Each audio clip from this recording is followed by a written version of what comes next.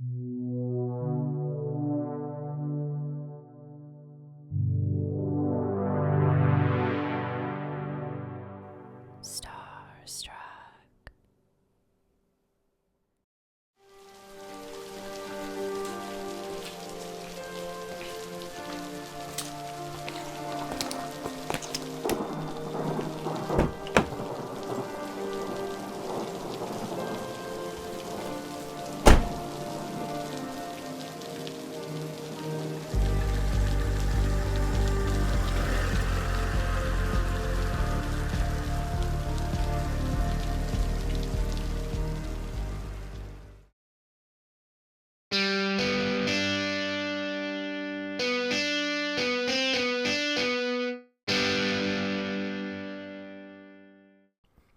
Well, welcome to Joyride. I am Jared Brandon Flandy, and I am Adam Mendenhall. this is the show where we talk about all things transportation and adventure. And this is episode 2 of season 4. How you doing, Adam? I'm doing well. How about yourself? Good.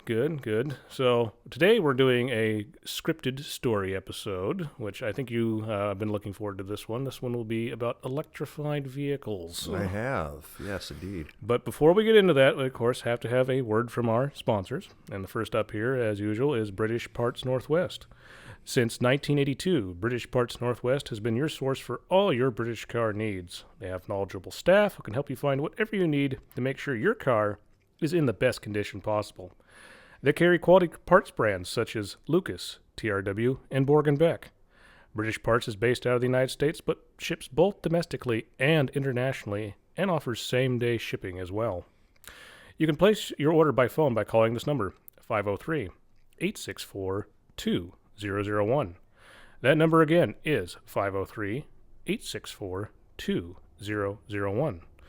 You can also place your order online by going to bpnorthwest.com. Remember to spell out the word Northwest. British Parts is celebrating its 40th anniversary by teaming up with the Starstruck Podcast Network to bring you hit shows like Joyride. To claim 10% off on your next online purchase at bpnorthwest.com, use discount code Joyride. That's discount code Joyride. Additionally, we also want to give a little shout out to Noah Norwood of the Hot Rod Kid podcast. Noah is also a professional automotive restorer. He restores such things as classic Mustangs as well as the old Ford V8s. And once again, that podcast is the Hot Rod Kid podcast. It's available on Spotify, Apple Podcasts, or wherever you listen to your podcasts. All right, are you ready for this one? Let's hit it. Okay, I got to open up the script here. Just give me a moment. Alrighty, so this one is entitled Positively Shocking Electric Cars. Let's hit the switch. Oh, God. I thought my pun was bad. I've been holding on to that one. Have you? It's like those old James Bond movies. You remember that one? They're just terrible puns. Oh, yeah. That's half the fun. All right, so to start off with here. For most of human history, electricity was not an everyday necessity, but was something mysterious and magical.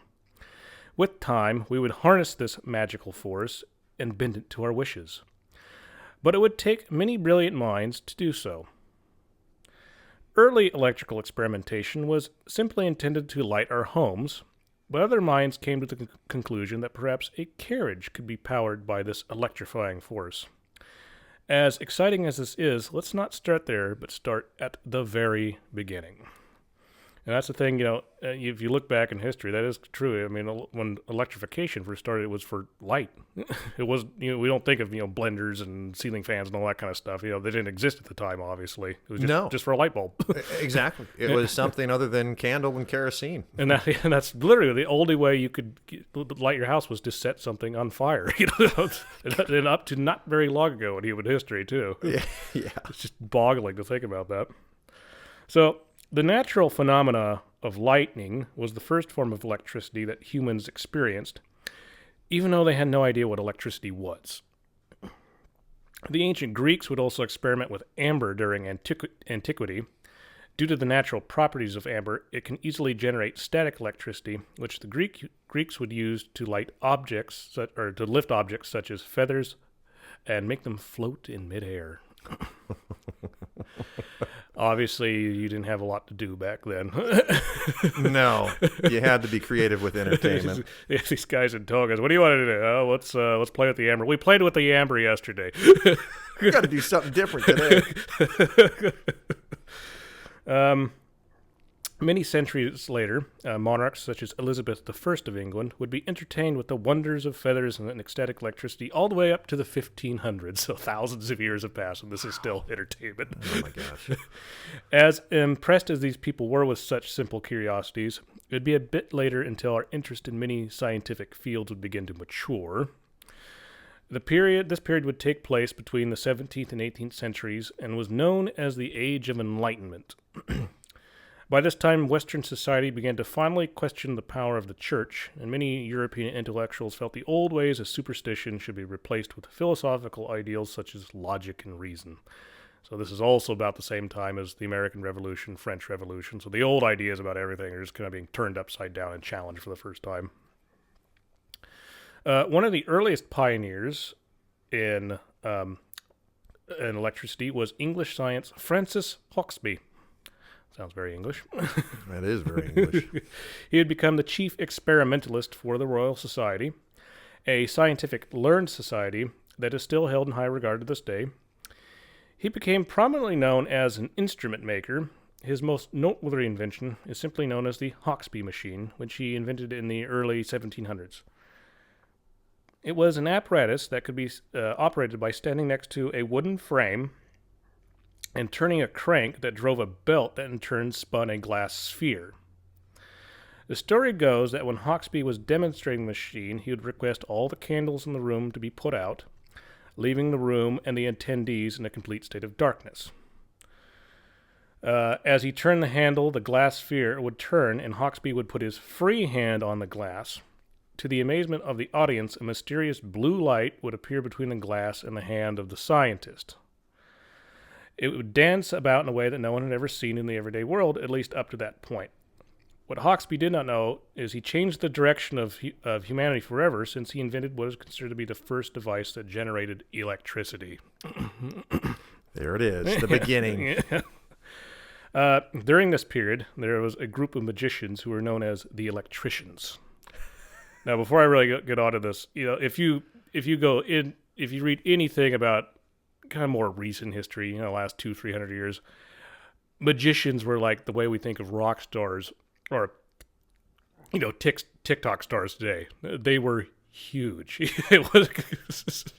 Yeah, I mean, it just they were, a person that was held in such regard that their influence was renowned. Yeah, you ever seen that movie, The Prestige? Yes. Yeah, no, that literally is kind of an accurate description about like what celebrities magicians were. It is a great representation of that. Absolutely.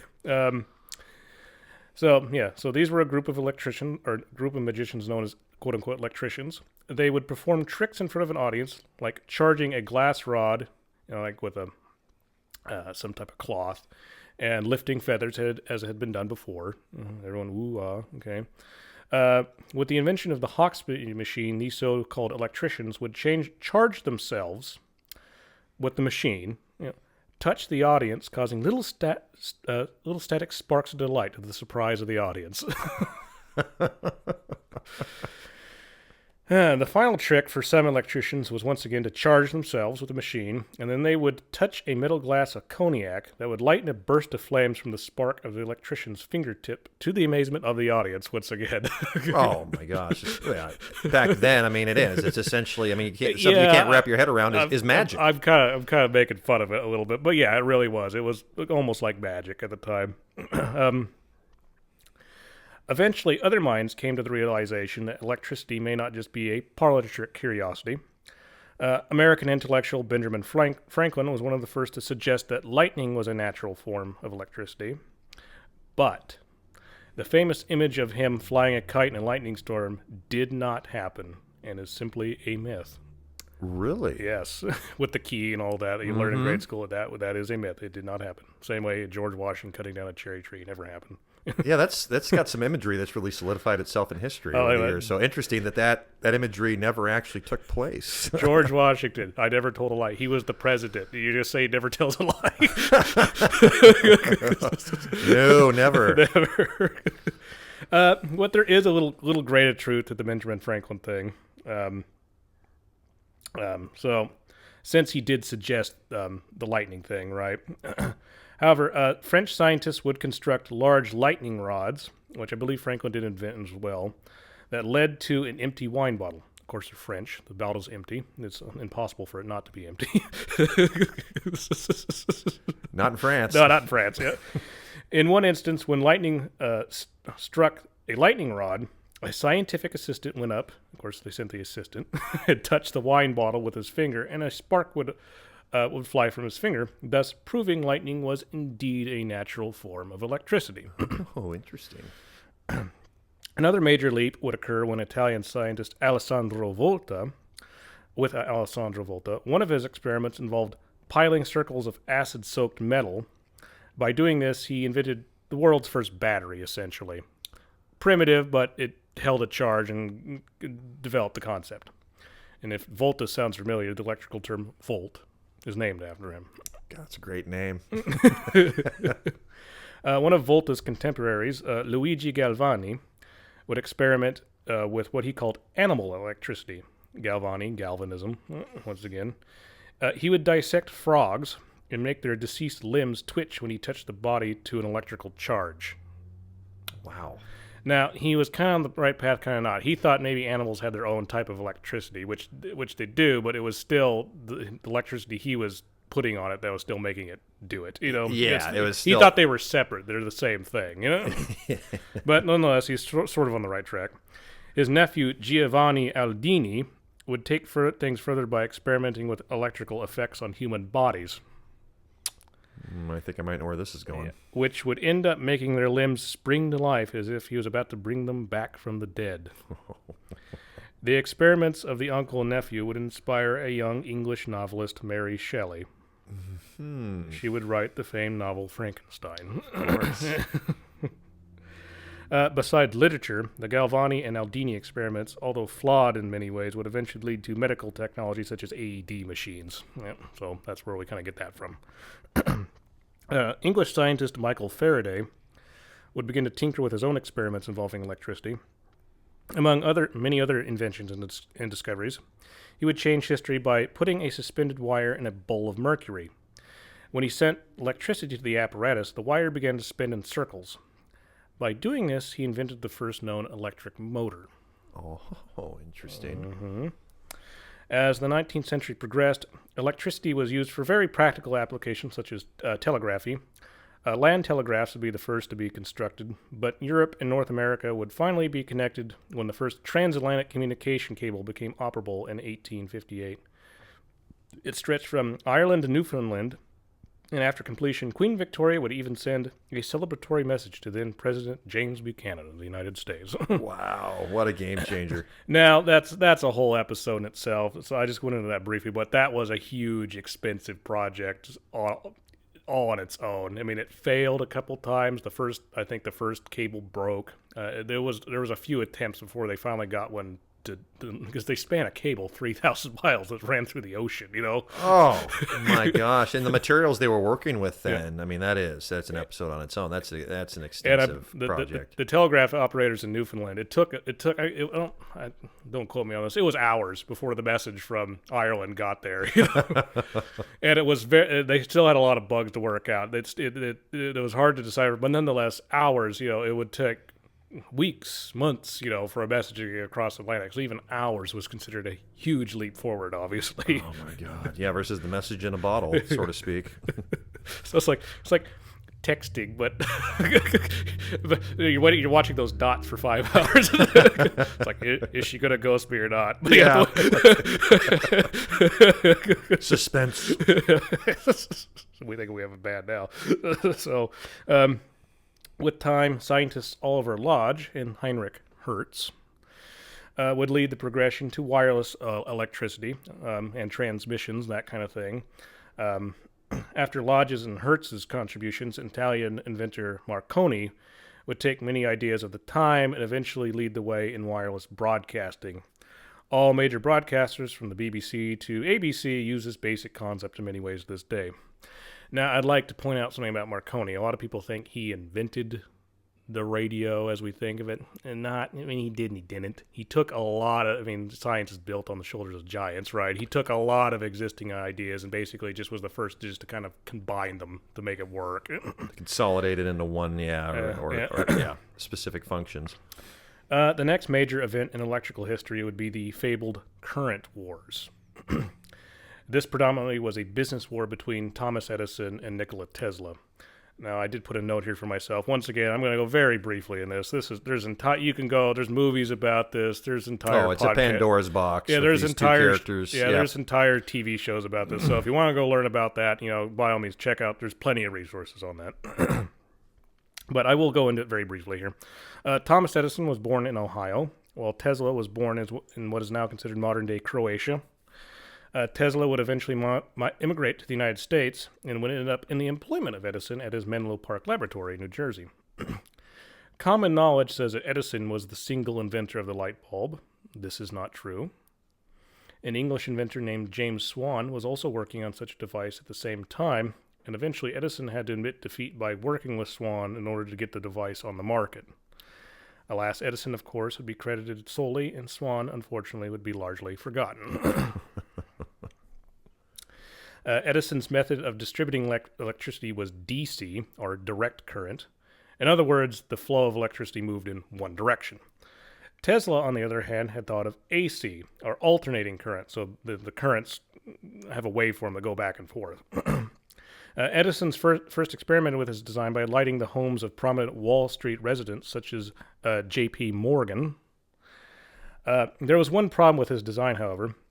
It would have required a power station to be built every mile in order to keep up with demand. Wow. So if his, not to give a spoiler, but if his system worked, the world would look very much different. Every town would have its own power plant. Oh, they would. Yeah. They would have to. Yeah. Tesla's method involved the current to move back and forth with the help of a transformer. This meant the delivery of electricity would be far more efficient, and more importantly, the power generating station could be built at a distance, so it could power both cities and rural areas at the same time. And back then, it probably would have been coal-fired or something like that. I mean, there still was coal-fired plants, but you don't want a coal-fired power plant in the middle of a city. No. I mean, they did that in London, like up till the 40s and 50s. just a coal power plant right in the middle of the town. Soot in the air was a common thing. Yeah, it was. That London fog, it wasn't fog. No. Yeah.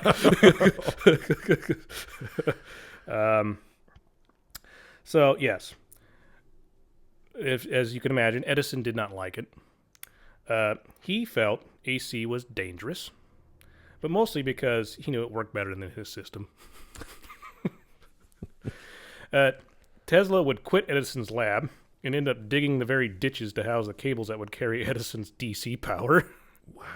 Due to Tesla's constant bitching about the system, another coworker managed to grant him an audience with industrial George Westinghouse. So it's probably just like, he's just like, okay, I've heard it.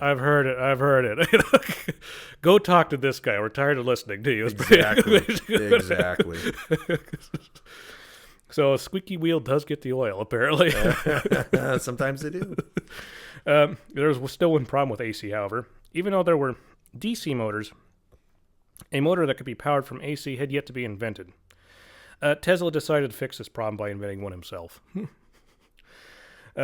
His first prototype used a metal egg that spun in a small bowl.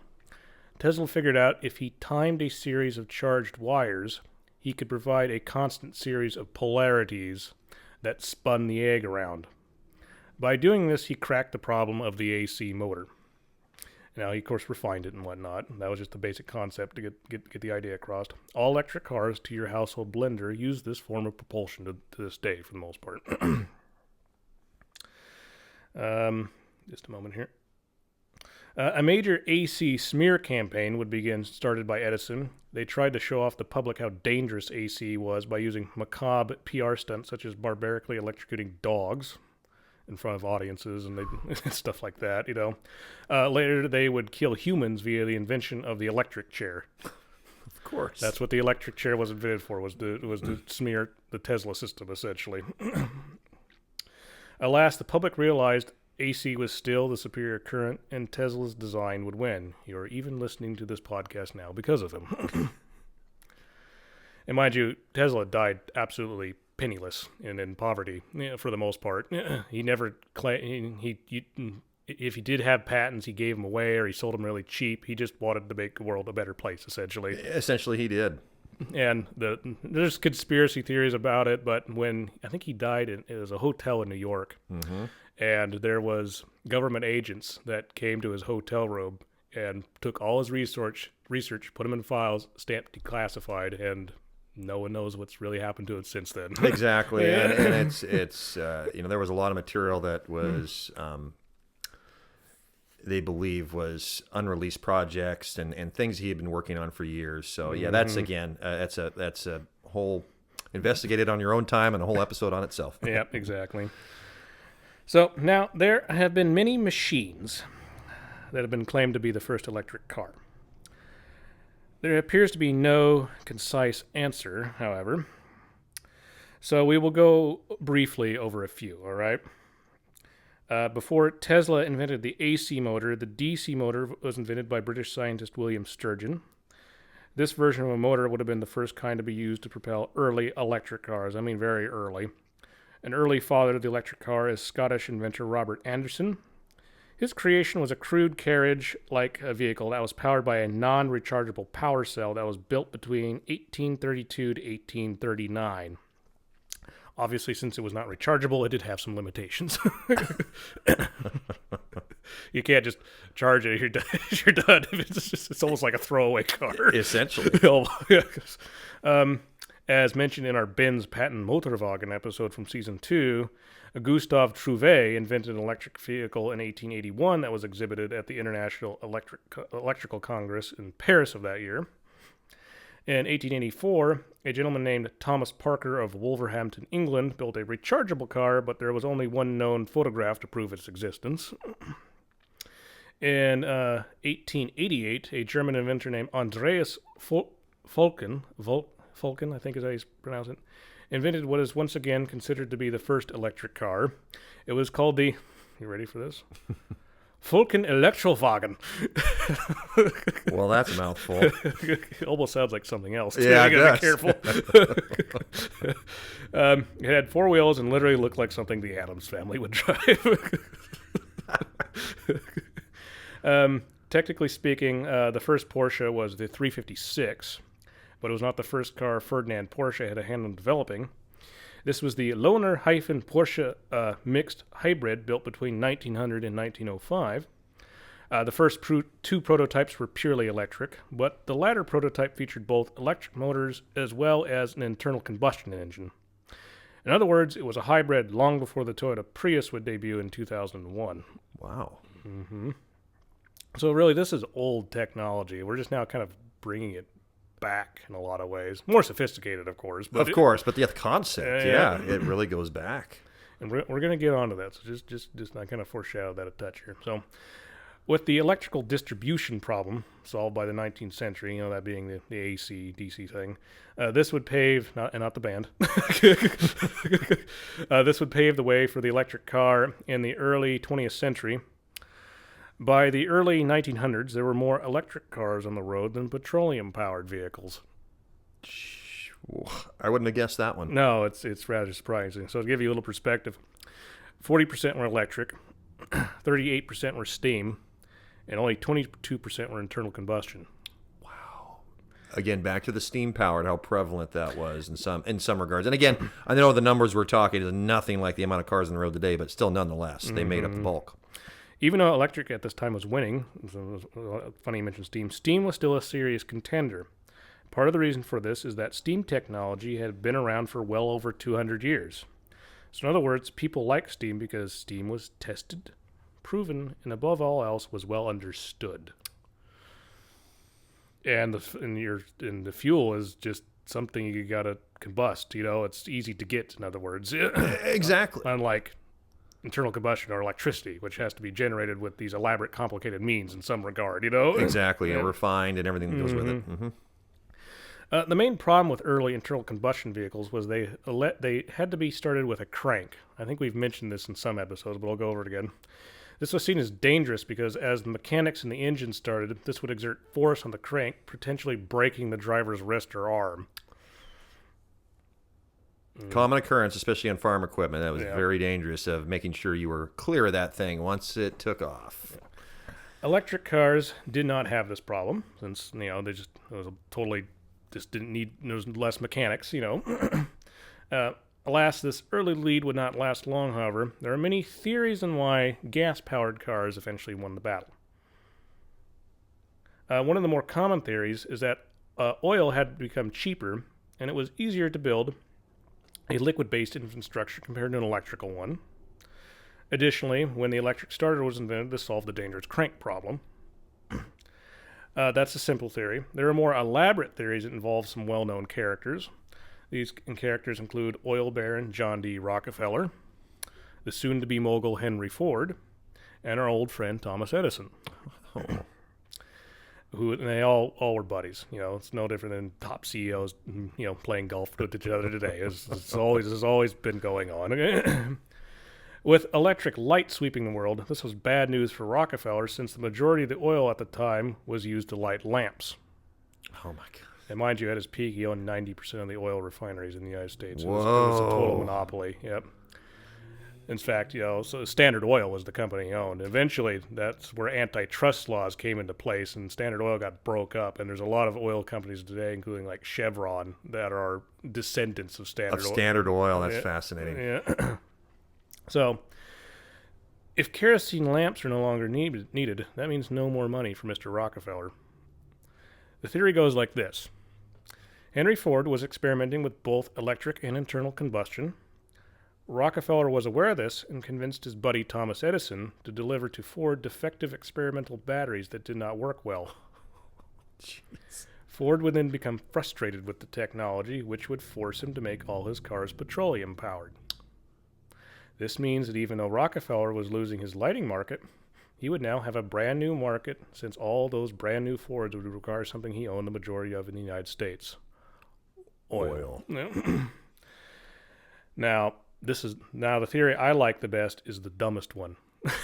I'm using Occam's razor here. It's usually you go with the simplest solution, right? Of course. The problem starts off with a team of very annoying creatures, white men. Always a problem throughout history. Of course.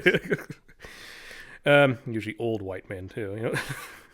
In the early 20th century, electric cars by some were seen as feminine because they were less noisy, less messy, and also much easier to operate than an internal combustion vehicle. In other words, they were simply better in some ways, and of course, women figured this out first. Even Henry Ford's wife preferred the electric version of his invention. Gasoline cars, on the other hand, were early ones. Were loud, greasy, produced noxious fumes, and generally more dangerous to operate. Due to the unfair social system of the time, most new car buyers were men, and consequently, they went with the one that was perceived to be the more masculine option, the gas car. Naturally. So you come to your own conclusion, listeners, what that is, but that's kind of the layout of what happened. So, but once again, we'll return to the solid facts here. By 1920, the battle had been won, and the electric car had lost. Pretty soon, millions of black Ford Model Ts would hit the streets, and many other mass-produced petroleum vehicles built by various manufacturers around the world would soon follow afterward. It would be many years later till any interest in the EV would be rekindled.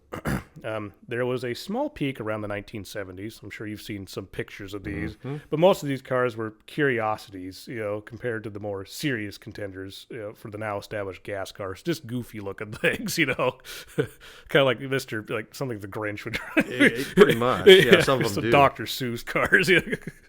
However, EVs during this period would find little niches such as golf carts, and British milk floats. So back when you had the milkman that delivered car, most of those in Britain anyway, most of the milk delivery vehicles were electric. It would not be until the early 1990s that a mass-produced electric car would be built for the first time in almost a century. And it was not produced by a European or Japanese manufacturer, but by an American one. And I'm curious if you know much about this one. This would be the General Motors EV1, released in 1996. Do you remember much about these when they came out? A little bit. I do remember just seeing that on Car and Driver back in the day and Road and Track talking about it. Yeah, that was a revolutionary revisit of the time. Part of the reason GM reignited the EV market was not that they wanted to be innovative, but because of new California emission regulations. The dreaded CARB emissions. Yep. California to this day has the worst air quality in the United States. Part of the reasons is the large amount of cars in the state, especially Los Angeles. Now, if no one's been to Los Angeles, it's a fog, literally. You open the curtains of your house or your hotel you're staying at, you can't even see the Hollywood Hills. And the other side of it is the amount of sunshine they get and the chemical reaction that happens between that and the exhaust fumes is why it's so bad. Now, we're going to do, we might do an episode on this, but Los Angeles doesn't have the best public transportation system, and there's some dirty politics behind it, but that's a whole discussion on its own, obviously. So Let me sell you a monorail. According to the documentary film Who Killed the Electric Car, 1 gallon of gasoline generates 19 pounds of CO2.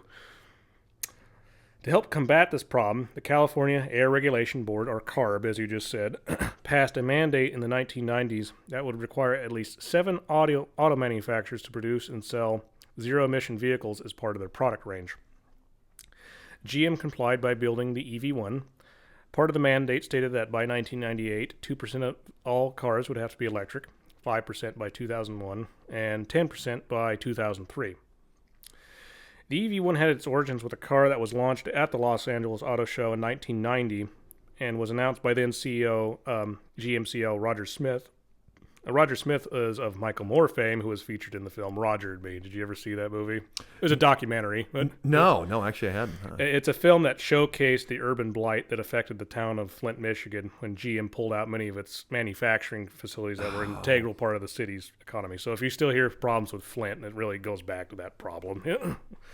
The aforementioned car had a top speed of 183 miles per hour, or 295 kilometers per hour. When it became time to release the EV1s, GM did not sell them, but instead distributed them through a lease program. Over 2 different generations, 1,117 EV1s were built. Some of them had celebrity owners such as Tom Hanks, Sean Penn, and Danny DeVito. Danny DeVito, even. That's a movie waiting to happen right there. That is. That's a good cast list.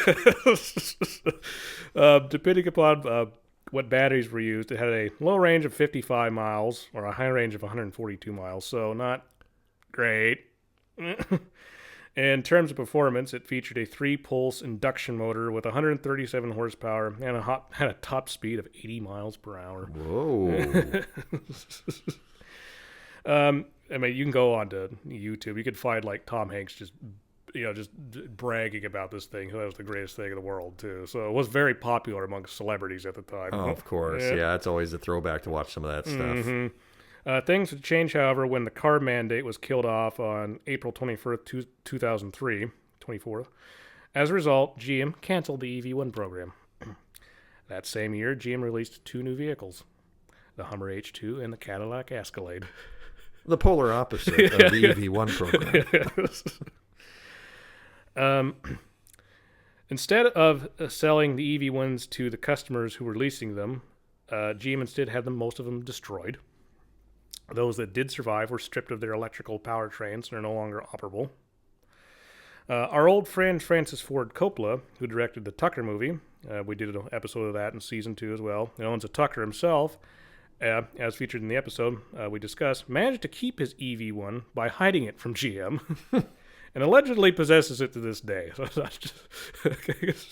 that's what I heard. So I'm not sure, but we'll go with it. Shortly afterward, a new car company that planned to produce only electric vehicles was formed on July 1st, 2003. Its founders were Silicon Valley engineers Martin Eberhard and Mark Tarpening. The company they founded was Tesla Motors Incorporated. By 2004, they had raised $7.5 million in investment capital, with $6.5 million coming from a young gentleman named Elon Musk. Yes. Musk is a South African immigrant who moved to the United States to attend the University of Pennsylvania when he was 18. He graduated with a dual major bachelor's degree in 1997. He considered furthering his education by attaining a PhD, but instead decided to pursue a career in the Silicon Valley during the dot-com boom. He worked various internships and eventually applied for a job at the internet browser Netscape. I had Netscape back in the day. We did. That was the cheap one. Yeah, we did too at our house. That was the first browser I ever used. Not to date ourselves here, but there's some Zoomers out there going, "What's Netscape? What the hell's that?" Look it up. But he was turned down. Musk then decided to start his own internet company with his brother Kimball. The company they founded was called Zip2. They developed internet-based maps. The company did well, and they would sell it to Compaq in 1999 for $307 million. Also, if you don't know what Compaq is, it's on Wikipedia.